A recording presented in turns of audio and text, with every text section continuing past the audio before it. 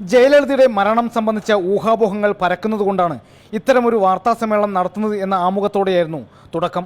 അപ്പോളോയിലെ doctor Babu Abraham, Madras medical കോളേജിലെ doctor Subhaseshan എന്നിവരായിരുന്നു വാർത്താസമ്മേളനത്തിന് എത്തിയത്. കടുത്ത പ്രമേഹ രോഗിയായിരുന്നതിനാൽ മൂത്രാശയത്തിലെ അണുബാധ ശ്വാസകോശത്തിലേക്കും കരളിലേക്കുമൊക്കെ എത്തുകയായിരുന്നു.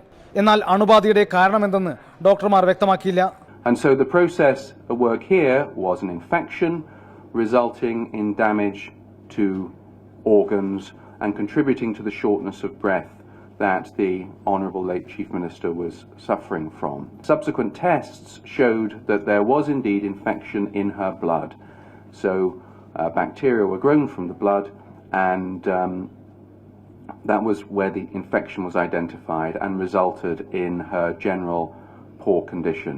ചികിത്സയെക്കുറിച്ച് എല്ലാ ദിവസവും ശശികലയെയും ചീഫ് സെക്രട്ടറിയും അറിയിച്ചിരുന്നു. ഉപതെരഞ്ഞെടുപ്പ് സമയത്ത് നോമിനേഷൻ പേപ്പറിൽ കൈരേഖ പതിപ്പിക്കുമ്പോൾ താനും അതിന് സാക്ഷിയായിരുന്നെന്നും ഡോക്ടർ റിച്ചാർഡ് ബെലെ പറഞ്ഞു. പൊടുന്നനെ ഉണ്ടായ ഹൃദയസ്തംഭനമാണ് മരണത്തിന് കാരണമായത്. മൃതദേഹം എംബാം ചെയ്തിരുന്നു.